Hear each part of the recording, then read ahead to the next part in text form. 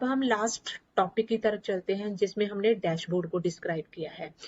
इसमें हम देखेंगे कि अभी तक एक्सेल के जितने भी फॉर्मूलेज लगाए हैं उन सबको हम अपने डैशबोर्ड में इंप्लीमेंट करके देखेंगे। तो यहाँ पर डैशबोर्ड जो कि मेरा मेन स्क्रीन खुलेगी, प्रोडक्ट्स कौन कौन से हैं, टॉप 3 दिए हैं, सेलिंग कौन से हैं जो बिल्कुल लेस हैं, सेल्समैन के अकॉर्डिंगली टॉप एंड बॉटम का डेटा दिया है, and about that is a optional part जिसमें जस्ट मैंने ये बताया है कि ये एक्सेल का सेल्स डैशबोर्ड है और इसमें क्या कुछ यूज हुआ है। तो सबसे पहले डेटा की तरफ चलते हैं। तो दिस इज माय डेटा जिसमें मैंने serial number, date, salesman, region, item, quantity, price and amount लिया है। इसमें मेरे पास 300 प्लस एंट्रीज है जिसके अकॉर्डिंगली मैंने ये डैशबोर्ड तैयार किया है। तो सबसे पहले हम देखते हैं कि पाइवट टेबल किस किस चीज का बना हुआ है। सबसे पहले पाइवट टेबल की तरफ बढ़ते हैं। तो पाइवट टेबल सबसे पहले मैंने किसका बनाया हुआ है, यहाँ पे क्लिक करके देखते हैं। सबसे पहले मैंने मंथ्स और सम ऑफ अमाउंट का बनाया है क्योंकि मुझे मंथ वाइज भी ये स्लाइसर लगा के ये डाटा मुझे शो करवाना है। इसमें मैंने डेट और आइटम का टाइमलाइन बनाया है और रीजन को स्लाइसर में कन्वर्ट किया है। यहाँ पे मैंने 2 कॉलम में किया है, आप चाहो तो 3 या 4 कॉलम में भी कन्वर्ट कर सकते हो। इसके बाद यहाँ पर जो फिल्टर लगाया है वो किसके अकॉर्डिंगली लगाया है, रीजन और सम ऑफ अमाउंट के अकॉर्डिंगली। ये इसलिए लगाया है ताकि मैं इनके स्लाइसर बना सकूं। यहाँ पर आपकी आइटम्स आ जाएंगी, आइटम कौन कौन सी है और उनकी क्वांटिटी ली हुई है। और यहाँ पर भी मैंने सेम चीज ली हुई है। यहाँ पर सेम चीज इसलिए ली है क्योंकि यहाँ पर मुझे सम ऑफ क्वांटिटी चाहिए था और यहाँ पर मुझे जो सम ऑफ क्वांटिटी चाहिए था वो मुझे परसेंटेज में चाहिए था और यहाँ पर मैंने टोटल उसका सम लिया हुआ है।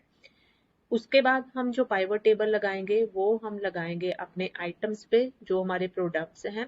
तो यहाँ पर मैंने इनकी क्वांटिटी ली है और सेम इसके लिए मैंने ये सेम इसलिए लगाया है क्योंकि इसमें जाके मैं इनकी बॉटम 3, ताकि मैं बॉटम 3 प्रोडक्ट्स को फाइंड आउट कर सकूं और इसमें मैंने टॉप 3 प्रोडक्ट्स को फाइंड किया है। तो यहाँ पे 10 है तो 10 की बजाय आप यहाँ पे 3 भी कर सकते हो, that is up to you. ये 3 हो गया तो उसके अकॉर्डिंगली आप डेटा यहाँ पे ले सकते हो।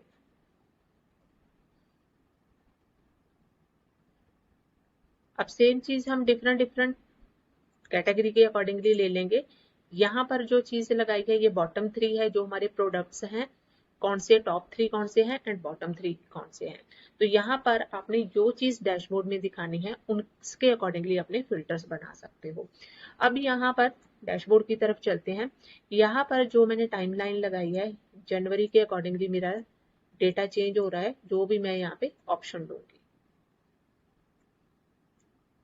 तो यहाँ पर कीबोर्ड की अगर 0 सेलिंग है, मॉनिटर पे चलते हैं, माउस, प्रिंटर, स्कैनर और स्पीकर। तो यहाँ पर सिर्फ माउस की ही जो सेल है वो हुई है इस रीजन में जनवरी मंथ में।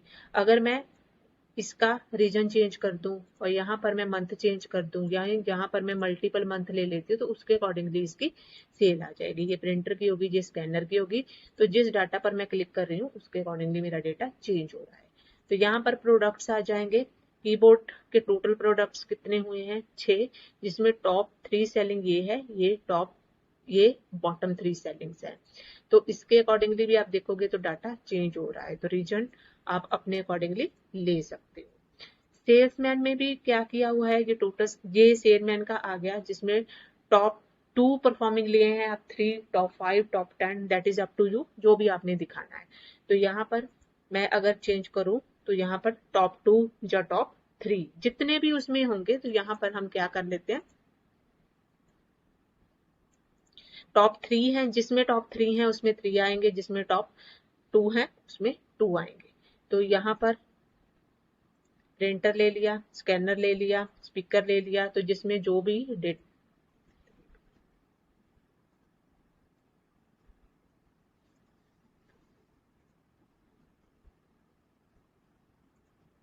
सेल्समैन की तरफ चलते हैं। तो यहाँ पे टॉप 3 सेल्समैन है जिनकी परफॉर्मिंग बहुत अच्छी है और यहाँ पर बॉटम 3 है। यहाँ पर मैं अगर किसी भी प्रोडक्ट पे क्लिक करूं, जैसे मैंने कीबोर्ड पे किया, तो यहाँ पे 2 ही ऐसे सेल्समैन हैं जिनकी परफॉर्मेंस अच्छी है। यहाँ पर बॉटम में भी 2 ही आ रहे हैं, तो दैट इज डिपेंड। बाकियों में 3-3 आ रहे हैं। किसी में एक भी है, तो दैट इज डिपेंड मेरा डेटा किस टाइप का है।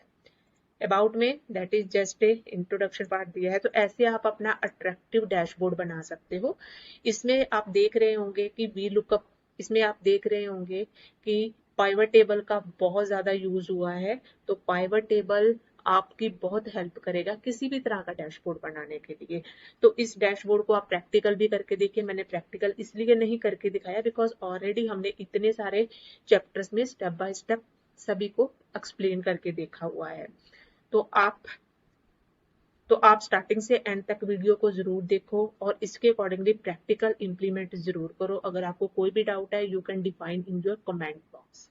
सो मैं आपकी क्वेरी को प्रॉमिसली सॉर्ट आउट करूंगी। और इसके बाद जो हमारी वीडियोस आएंगी उसमें मैं डिफरेंट टाइप के डैशबोर्ड्स डिफाइन करूंगी, जिसपे आपकी एक्सेल पे कमांड और भी अच्छी हो जाए। तो मिलते हैं नेक्स्ट वीडियो में। तब तक के लिए कीप लर्निंग, कीप एक्सप्लोरिंग।